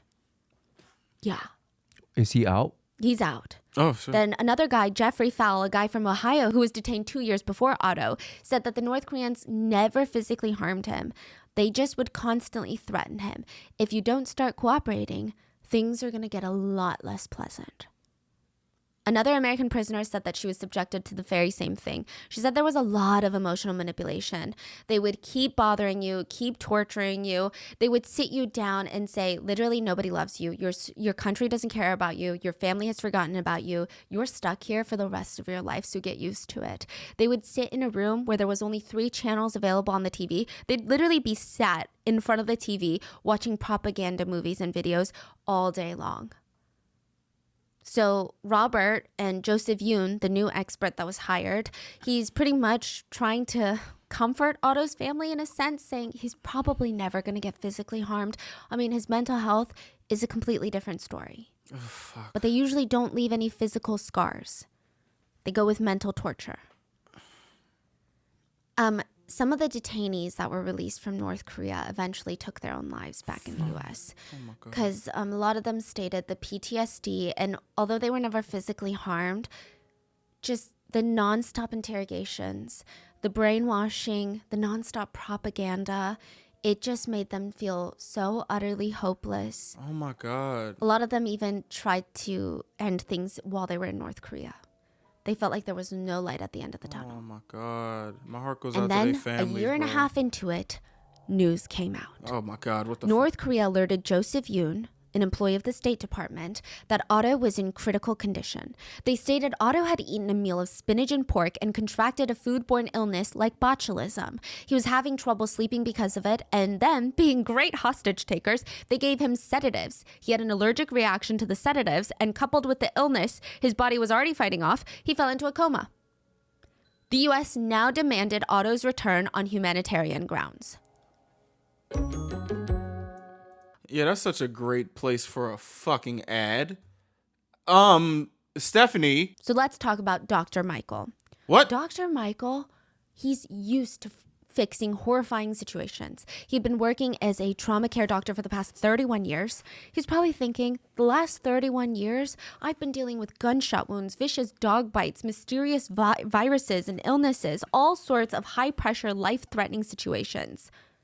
So he's like, maybe I can do something a little bit more chill. He starts working as a medical director for an elite air ambulance service.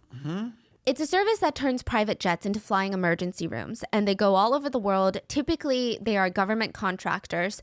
They go all over the world rescuing patients and delivering life-saving care in the sky before landing at a major hospital back in the U.S. Oh, wow. Wow. I didn't even know that existed. Shit, me neither. Shit. So Michael is dealing with even more in his new position. Like, he would go and rescue hikers from rural mountains. He flew Ebola-infected tourists out of Africa back into the U.S. Oh, he worked on shit. planes that were contracted by the Department of Defense to pick up injured or sick government employees across international lines. Oh, this guy good. So he's like, okay, now I've seen it all. But he was wrong. Yeah, no, you haven't. He had never seen this before. He had never seen North Korea. And he just stepped off his plane into a country that considered the U.S. and most Americans their number one enemy. He was there to rescue Otto Warmbier and bring him back home. Come on, Or Otto. at least that's the plan. But nothing was going according to the plan. Oh my God. At first, when Michael was told of his next job, he's like, okay, team, let's pack it up. We're going to fly to Japan. And then from Japan, when we get the A-OK, we're flying into North Korea. So the whole medical team, including Joseph Yoon, the U.S. expert on North Korea, and another political diplomat, and probably their teams, they all fly from the U.S. to Japan, and they're waiting for the A-OK. And North Korea is like, sure thing. Let's give you the A-OK, but we only want 3 people. We want a doctor, and you can bring the diplomat and Joseph Yoon. That's it. So they're saying it's good. They're allowing them to pick up Otto. now because his health is in critical condition. Well, it's a humanitarian thing, So too. they it's fly, like- and it said that they didn't even have like digital air travel guidelines or restrictions or anything like that. They just had a paper map. And North Korea was like, okay, now you're going to go northwest for 20 miles. What the They're fuck? like, oh, this is weird. okay. This They're is literally weird. flying from Japan to North Korea with vague instructions. This is weird. Thankfully, they make it safely. They land the aircraft. And when the aircraft door opens, there are just a bunch of North Korean soldiers waiting for them. Oh my God. The 3 of them, Michael, Joseph, so Dr. Michael, Joseph the expert, and the diplomat, they're rushed onto a bus and taken not to a hospital like they imagined, but what was like a plush cabin in the middle of nowhere in North Korea. They met with North Korean diplomats, and it just went in circles. They're like, literally, why did you Oh my even bring us here if we God, can't see Otto? Come If on, we can't bro. bring Otto home? And they would sit down and they'd say, okay, Joseph Yoon, Otto Warmbier is an American citizen that broke the law here. Slim, we don't give a fuck. Give us this fucking child, bro. God damn. I hate when people start giving people to run around. We come here for a mission. I don't give a fuck. All right? I don't give a fuck. All right? It's a humanitarian crisis. I don't give a fuck. Where is he? God damn. Shut the fuck up. And Joseph was Fuck. like, okay, God. yes, the U.S. will punish him All right, according to goddamn, the shit, conviction we that gonna your get him. country has handed out, but Fuck. let us take him home for further medical treatment. Give us the kid, No, but he bro. committed a crime. Why should he escape his punishment? Bitch, you... He's not escaping his punishment. We're going to punish him after we give him medical treatment. but he defiled a motivational poster of our supreme leader with the intention of attempting to overthrow our state. He is working for the CIA. He should be punished. Like I said, he will be punished, but just let us take him home, give him the medical care first, and then we'll punish him.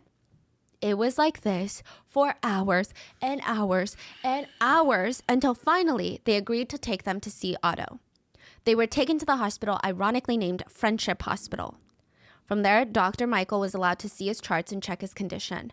Otto was kept alone in a private hospital room. He was pale, skinny, unconscious. He had a feeding tube in his nose. Dr. Michael tried to clap once on the right side of his head. No response. On the left, no response. I mean, this didn't come as a surprise. Michael knew that Otto was in a coma, but when he asked for the medical charts, they handed him brain scans. A few things about the brain scans. Sure enough, it showed very low activity in both parts of his brain, meaning it was determined that most likely he wasn't in a coma because of a blow to his head or some sort of blunt force trauma to his head. More likely, he was in a coma because he suffered from a lack of oxygen for too long.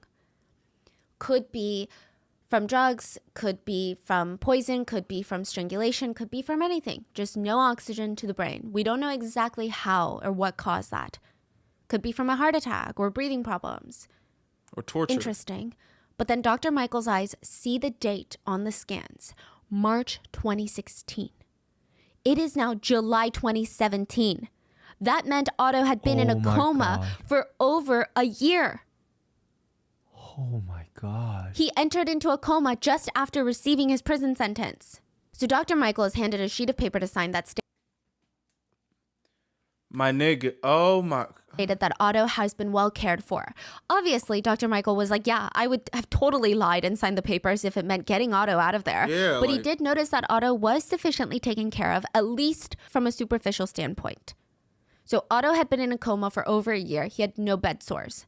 His nails were trimmed, his hair was neat and brushed. There wasn't a single bed sore on his body, which is really hard. So even in some of the best care hospitals in the US, they have a hard time preventing 0 bed sores from their immobile patients. Just the sheer amount of time and effort that level of care requires, it's very difficult. So Dr. Michael signs the papers and they're going home. Okay. A North Korean judge commutes Otto's sentence to time served and Otto is now free. So this is the moment that they had all been waiting for over a year now. But it's not the way they imagined.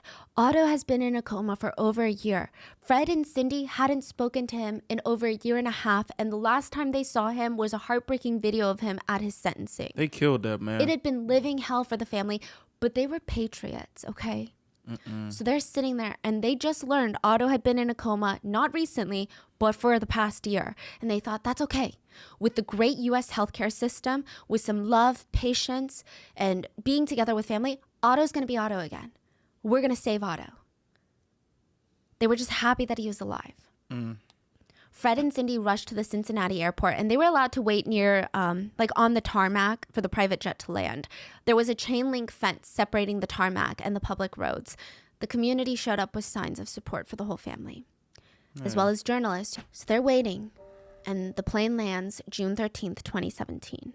Fred and Cindy went up to the steps of the plane, and it was bad. Otto's long, wavy hair had been buzzed off. He had a feeding tube. He was completely unresponsive. Just seeing their son in that state hit them really hard. Now, this is where things get a little contradictory. The story starts snowballing into kind of a mess. So there were reports from Otto's parents that Otto had been blinded, and he was now deaf after returning. They stated that his arms and legs were at odd angles as if they were totally deformed. I don't know if this is hinting at medical neglect, like saying that his muscles had atrophied because he had been in a coma for so long, or if it was hinting at the fact that maybe his bones were broken or something had happened to his limbs. They stated that he had a scar on his foot, and his bottom teeth looked really strange. Otto's dad stated it looked like someone had taken a pair of pliers and rearranged his bottom teeth. What? When Otto's little sister saw him, she screamed. Her brother was unrecognizable. So this kind of contradicts Dr. Michael, the doctor stating that other than the coma, Otto was in good physical condition. Either way, Otto is carried down the airplane steps into an ambulance waiting on the tarmac, and he was rushed to the hospital. Otto's dad made it a point to wear Otto's cream-colored suit that he had worn in North Korea during his press conference when he begged for forgiveness, and he did a press conference. He said, "There is no excuse for any civilized nation to have kept his condition a secret and denied him top-notch medical care for so long." Otto is a fighter. My wife and I firmly believe that he fought to stay alive through the worst that the North Koreans could have put him through in order to return to the family and community that he loves.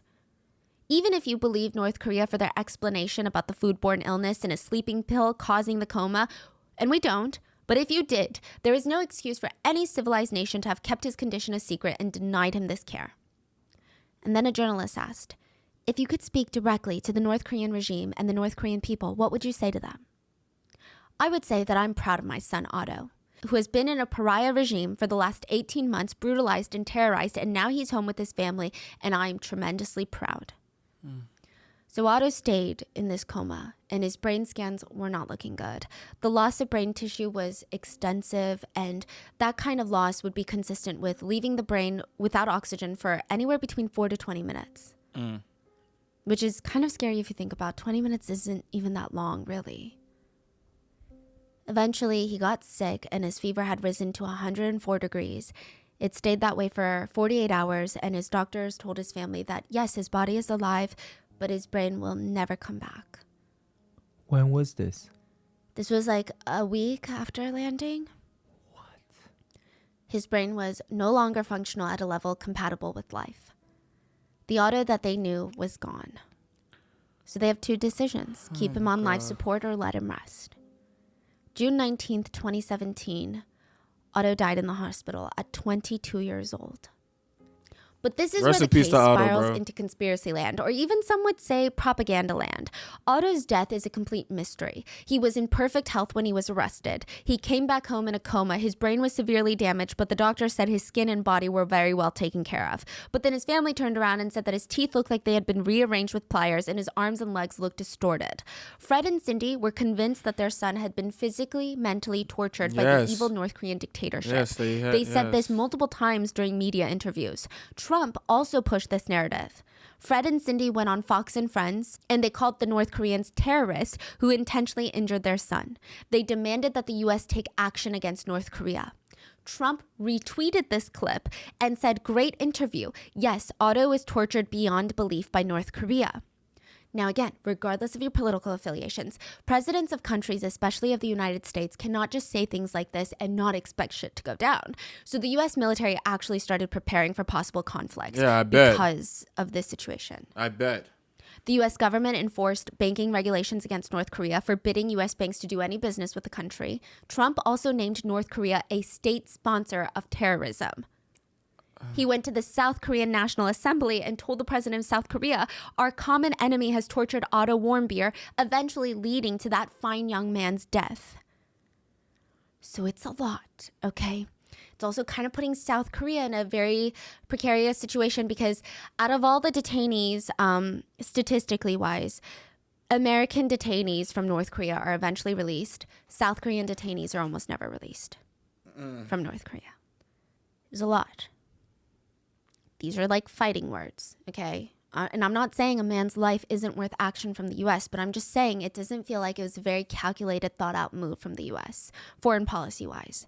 Different political parties were blaming each other. Some media outlets blamed Trump for his nonchalant words that could start a war. Other media outlets blamed Obama for not getting involved and having Trump clean up the mess. Both parties were using it to their advantage. Side note, a spokesperson for the Obama That's so fucked. Like, bro, this boy was killed in another. Well, this country just did this shit to this man, to this young man, and y'all over here worrying about if it's a party to. administration denied accusations that were put on them by Otto's parents. The accusation was, the Warmbier stated, Obama's administration told them to just lay low, aka don't go to the press about it, we'll handle it. But Obama's administration was like, we never said that. Like, they could have easily gone to the press if they wanted to. We would never dissuade them from that. Other media outlets didn't go the political route. They just started blaming tour groups for promoting drinking culture in such a nation. Young Pioneer tours went radio silent, and they stayed out of everything that had to do with Otto. Some media outlets got bored and they straight up just started blaming Otto for going to North Korea in the first place. Where the saying fuck that- is Danny? Like, we just gonna act like those 2 hours were unaccountable? Like, I'm not gonna lie, bro. Like, I'm just what the? Where's the footage of him coming out of his room?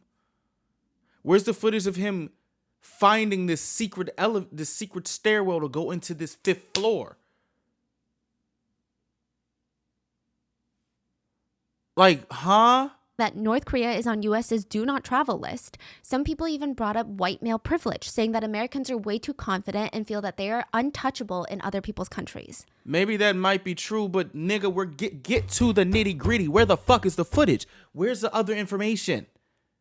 Like, bro, what the fuck, So this is dude? a lot of like non-Americans, I guess, in different countries saying like, we've experienced this with American tourists. Okay. Thankfully, like, a lot of these comments were widely dismissed as just victim blaming. Yeah, like, I mean, at the end of the day, this is the death of a bright young college student, and everyone's turning it into a blame game. exactly. In the end, a lot of things came from this case. Fred and Cindy sued North Korea for the torture and murder of their son. They sued the entire country, okay? Oh, this technically what the is not allowed. Like Yeah, a what random the citizen, I can't just go and sue the country of, I don't know, list random country here. But since North Korea was named a state sponsor of terrorism, the lawsuit was possible. They asked for $500 million. North Korea ignored the lawsuit. They stated that, you know what, you want proof that we didn't murder Otto? Send his body back and we'll perform an autopsy.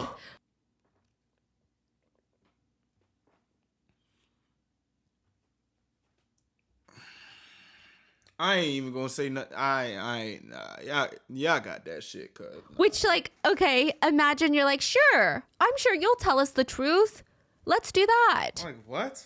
Speaking of autopsy, the Warmbiers refused an autopsy, but a postmortem was done. Dr. Samarco from the US was in charge of Otto's postmortem, and she tried to stay quiet for a while, but she said ethically she had to speak up.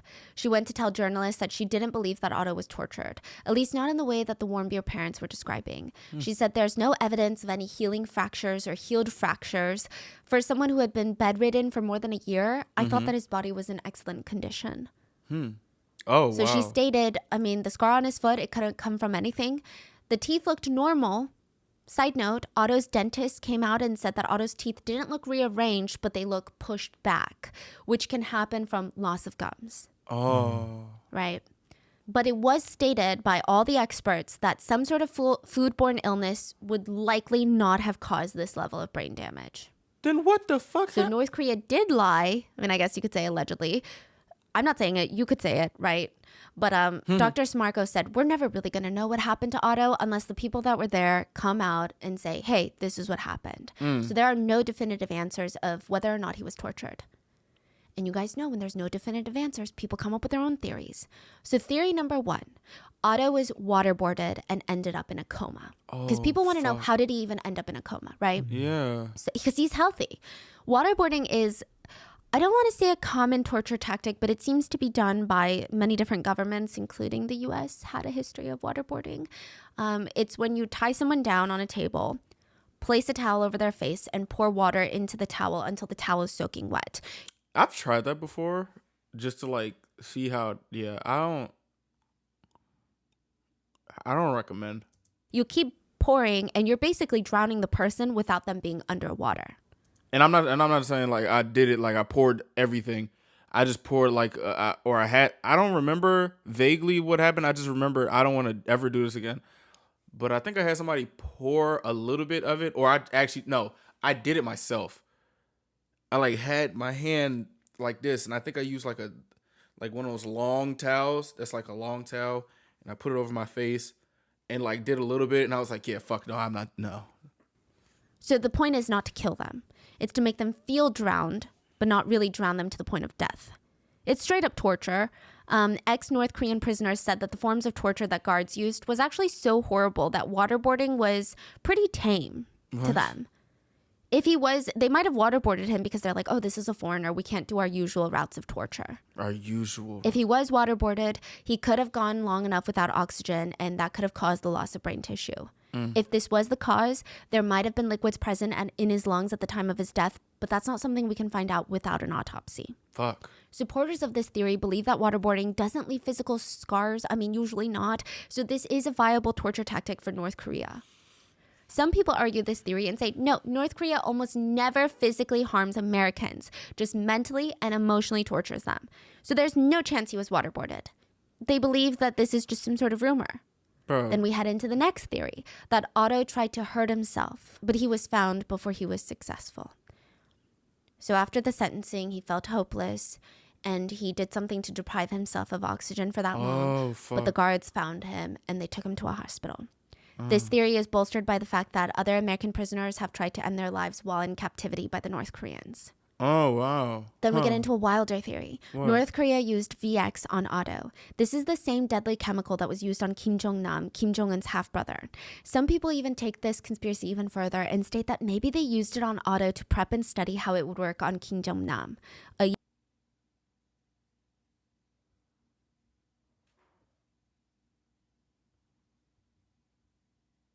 year before. Allegedly, they want to test it first and study the effects on how someone would react to it and how much of a dose would be needed. But some people argue they could have just used it on North Korean prisoners. They're not really a government above hurting their own people, and that way it wouldn't have been such a diplomatic shit show. But people argue that it could have been two birds, one stone. They want to send a strong message to the U.S. and experiment and see if the U.S. can find the cause of the death. Wow. Like how undetectable this poison Wow. is. Others argue that potentially the North Korean people, they don't fit the profile that was needed that was consistent with Kim Jong-nam. Maybe North Korean prisoners had been malnourished for most of their lives, potentially not in the best health, and it wouldn't be comparable to Kim Jong-nam, who probably received all the food and healthcare his heart desired. Maybe Otto's health profile would have been more similar. But I don't know if that makes sense either, because Otto was a young, fit college student, and Kim Jong-nam was neither. They weren't in the same weight class or the same age group. An ex-spy that was active in North Korea during the time said he's pretty sure that Otto was poisoned. He said, I can't say 100% sure, but around 70 to 80% sure that drugging led to his death. So, They couldn't bust his head in, how would that look? So they just took care of things by poisoning him. So his belief was that Otto was waterboarded because he wasn't confessing. He was putting up a fight. He wasn't giving up to the regime, and he couldn't speak Korean. This spy said there were so many times they would take American detainees and get so frustrated that they don't speak Korean and just like mentally or physically torture them because they're not answering in Korean. Now, he did say waterboarding is not proper torture. In North Korea, proper torture is typically when you're suspended from hooks on the ceiling and beaten by multiple guards. Then you're electrocuted. And the most popular one is they mix chili powder, a very spicy powder, in water, and then they feed that through your nostrils over and over and over again. Oh my gosh. What the hell? He did say it was very strange because he was a spy in North Korea at the time that Otto was taken, and he said everyone in the regime was talking about how this crazy American CIA spy was trying to overthrow the government, but in the same breath, the same people would turn around and say, that college kid is such a stupid kid. He's like a little chicken. He's a coward. What? So do they even believe he's a super secret spy for the CIA? No, they don't believe he's a super secret fucking spy. And I'm not saying Otto is a coward. I'm just saying, like, do you guys even believe what you're saying half the time then? Anyway, he alleged that Otto was drugged after his torture not to kill him, but to put him in a state where he could never talk about what he endured by the regime. Wow. Then he was released back to America. The journalist asked the ex-spy, what kind of drugs do you think Otto was given? And he stated, I can't be too sure the exact one, but North Korea always talk amongst themselves about how if they detonated their stockpile of biological weapons, the whole world would be done with. What the fuck? And then, of course, there are the really crazy allegations that Otto was a CIA spy. And some even go so far down the conspiracy rabbit hole that they believe that Otto was returned to the US, but he wasn't comatose and he was only pretending to be. And the news reported on his death, but he didn't really die because he is under CIA protection right now. Can I just say, that is such a wild thought process. Exactly. Others stated that church members and frat members were offering him up to $20,000 if he brought home a poster from North Korea, which doesn't make sense because you can actually buy a few propaganda posters while you're in North Korea. A lot of former tourists said, I mean, it's not the same ones that they have in North Korea, but it's like propaganda posters. Oh my God. I think they're smaller, less prominent, probably a very specific style, but like, why would you it doesn't make sense. Why would anyone drop $20,000? Why would a church drop $20,000 for that? Exactly. What? Just like how the CIA's theory doesn't make sense, why would they want it so badly? A Redditor commented on a post about Otto, and it is so unhinged, and the fact that there were some likes on there and people believe this theory, it reads, anyone thought that he might still be alive? The theory that he was a US spy and that all of this was staged? The parents don't even look like him. What? And one of the key facial manipulation techniques is to shave eyebrows. And we can see that Otto shaved his eyebrows. No reason to shave your eyebrows. Only reason is if you want to look different. Anyway, he looks way older than a college student. I could easily give him 30, not 20 years old. Everything I've seen looks awkward. Even the photo of him playing with snowballs looks like a plan to make everything seem super nonsense. So I think he's secretly living under protective ID. Nothing that a beard and hair dye can't fix. He was swapped as he was spotted as a spy. No reason why Koreans want to kill him, no valuable information collected, and also, if he really was killed, I just don't think things would have ended as smoothly as this. Huh? I have nothing to add to that. Nigga, what? A funeral was held for Otto at his old high school, and hundreds of people showed up on the streets to watch his funeral car drive by. There were more than 2,500 people to see him off. Now, briefly, let's talk politics. Oh my God. So Donald Trump worked very closely with the Warmbier family to help negotiate Otto's release. Even with Otto's passing, Donald Trump put out a statement that was in line with the Warmbier sentiment that Otto is innocent. The North Korean regime is brutal. They're killing people. This is just another victim of North Korea. Side note, even South Korean president spoke out against Otto's death, and even the current first lady met with Otto's mother. North Korea did not stay silent. They said about Trump, the fact that the old lunatic Trump and his riffraff slandered the sacred dignity of our supreme leadership using bogus data full of falsehoods and fabrications only serves to redouble the surging hatred of our army and people towards the U.S. and their will to retaliate against us thousandfold. They stated they were the biggest victim in all of this. My question, do y'all think that these countries really want to go into like war like this and just destroy the whole world? Like, do y'all actually think like that's a plausible thing? I don't know. I just feel like, as much as I feel like all this like war and stuff is so stupid, I feel like that is like the peak stupidity to destroy all of humanity.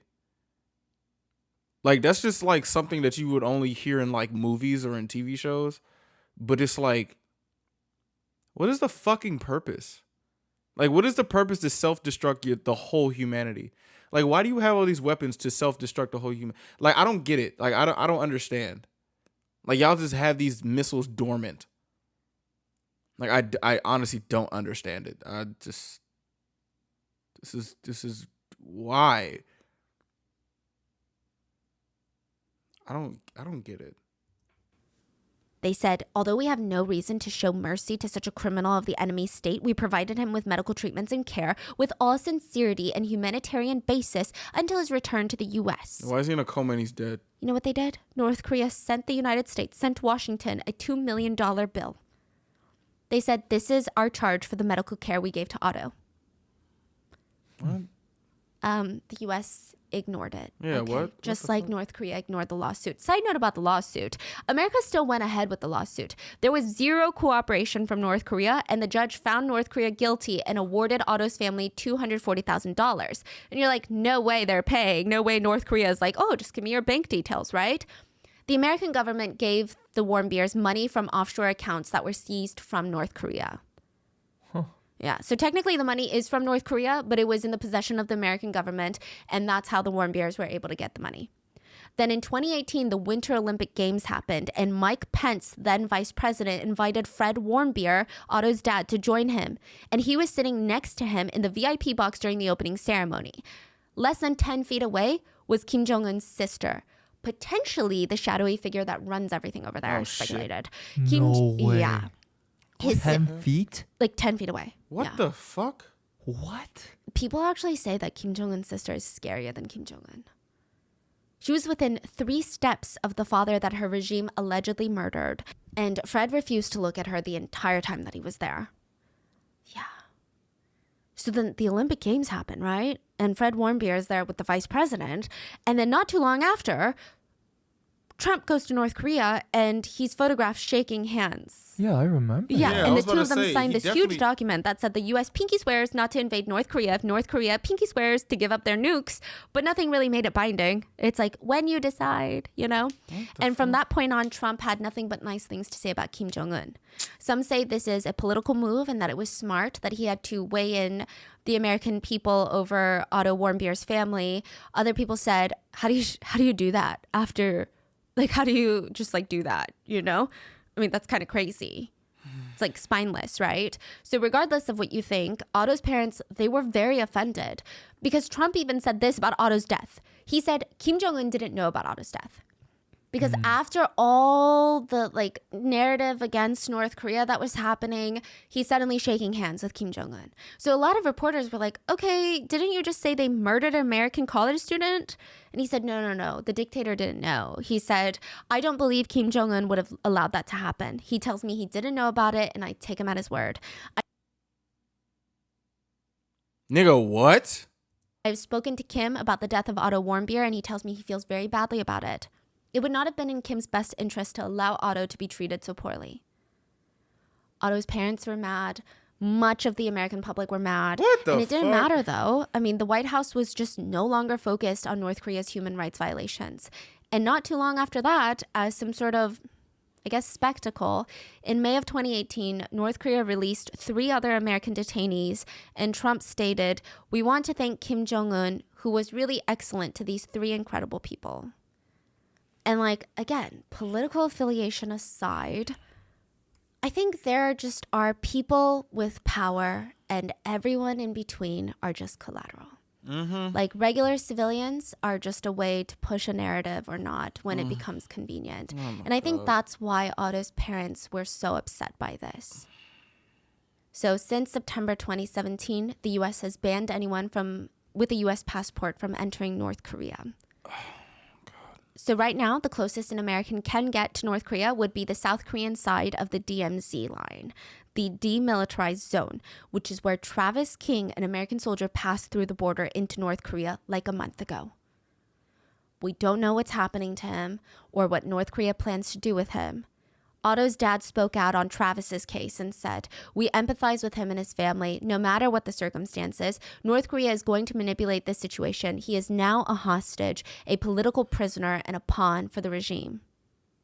So, like I said, there are people with power, they play their games, and everyone in between is just going to be collateral. The fuck? What are your thoughts on this case? Bro, what the fuck? I mean, I know some people are going to say, well, why would you go there? Why would you try to take the poster? But I think that is not the right way of thinking, because in the end, would you want any country in the world to do something like that because you took a poster Exactly. or you put a poster on the ground? Exactly. That is the real problem. But please stay safe. What are your thoughts? And I will see you guys on Wednesday for the main episode. Bye. Bruh, this is rest in peace to Otto, bro. Cause what the hell? Like, I know I said like I wouldn't go to North Korea for a thing, but at the end of the day, bro, I did not know this ending. My heart goes out to him and his family. This is fucking insane. And then just that motherfucker, like, and then just these politics shit is just not making it any better. Like, God, bro. This shit is so sad. But y'all already know how I feel about this thing. I'm not even gonna hold you. I don't know. What do y'all think? Let me know in the comments, please, because this is nuts. This is nutty as fuck. Oh my God. Rest in peace to Otto, man.